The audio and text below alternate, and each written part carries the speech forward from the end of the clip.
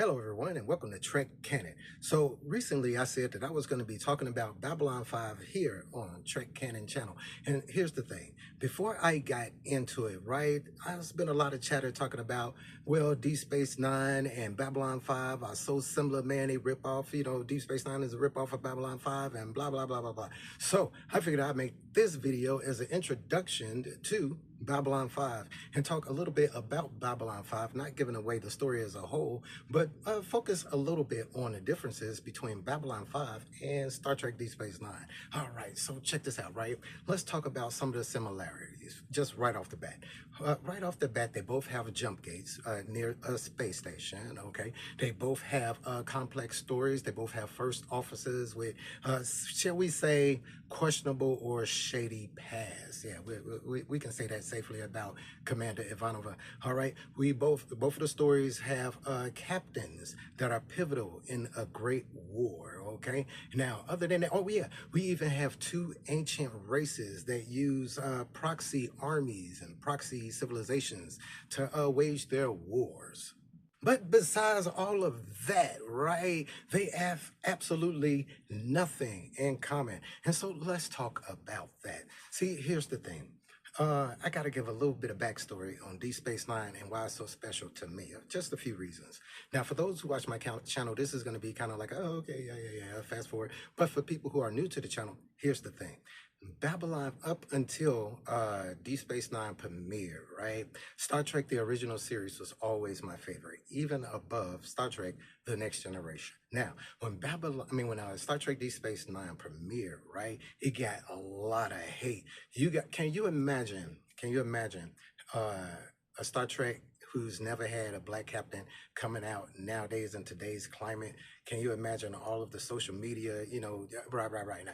Like back in the day, we didn't have social media. We had, TV articles, TV guides, stuff like that, newspaper articles and word of mouth. And pretty much all of it was always negative towards Deep Space Nine. Now, for me, I was always happy because it was always a form of representation for me. Eventually, as I continued to watch Deep Space Nine, I started to realize how awesome and how different Deep Space Nine was from other Star Treks, and it quickly became one of my favorite Star Trek series. Now, here's the thing.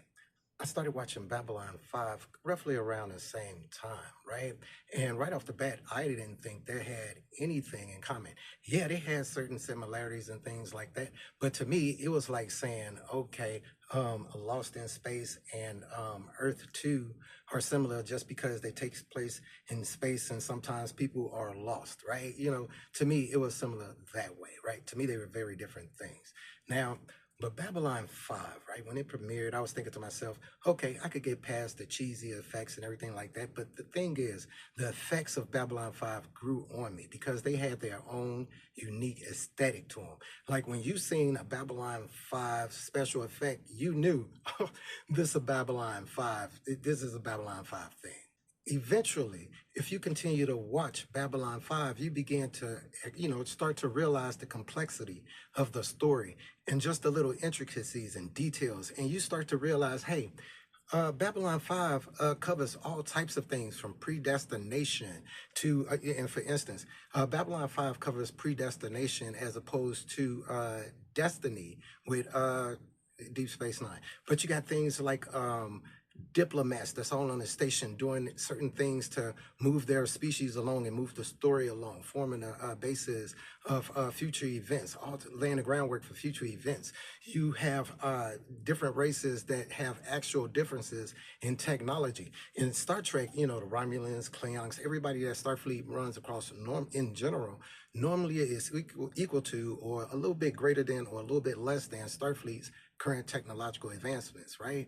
But in Babylon 5, you have true differences in races that's been around for 1,000 years as opposed to races that's only been space varying for like a century or something like that, or as opposed to space varying races who's been around for 1,000,000 years. Yeah, 1,000,000 years. You have stories that cover autocracy, fascism, civil war, like all types of things go on in Babylon 5, all the way from the littlest person, the attaches like, Veer Koto and Londo, Londo is an ambassador, but Veer, his assistant, you have people all over the station, man, who you come to know and get to learn their stories and their backstories. Like, if I was to compare Babylon 5 and Deep Space Nine, for people who have seen Deep Space Nine and be like, wow, that was a very intricate and well told story, I would have to say Babylon 5 is that times two. It is that square. The intricacies, the way that they tell the story, there are things that go on in season one that you be like, well, I'm wondering what happened with that, that they totally cover. And, they'd be like, oh, all right, this was an event that happened temporarily. All right, that they cover in season four. Like, the Babylon 5 series covers, a great war, a war between ancient races and how they end up coming into it. How Sheridan and Babylon 5 Station ends up seceding from Earth and everything like that and forming their own nation and their own, armadas, everything like that, how they form relationships and alliances, man. Like, there are stories that dive into faith, religion, science, technology, all of these stories told through the lens of what we would consider so close to current events in today's social or cultural theater. Man, look, there's so many differences between Babylon 5 and Star Trek Deep Space Nine that I can't really even go into like right now because I don't want this video to be too long. But just suffice it to say, please stand by because I'm going to be talking about the various races, right? The various different conflicts, why the races are this and doing that, different characters and how they link to each other. Will not give away spoilers. Now, I could safely say for this particular event for Babylon 5, y'all know I can't do it the way that I normally do. I can't give away spoilers just because the story of Babylon 5 is so well told. That being said, the reason that I really ever cover series like Babylon 5 and Star Trek Deep Space Nine, just so you guys know, is because to me, they are so perfectly told. The characters are so deep.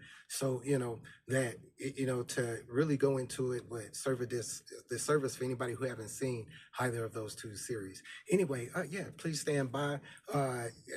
Please subscribe to the channel if you haven't. And as always, peace, recycle, and say the whales. You guys be cool.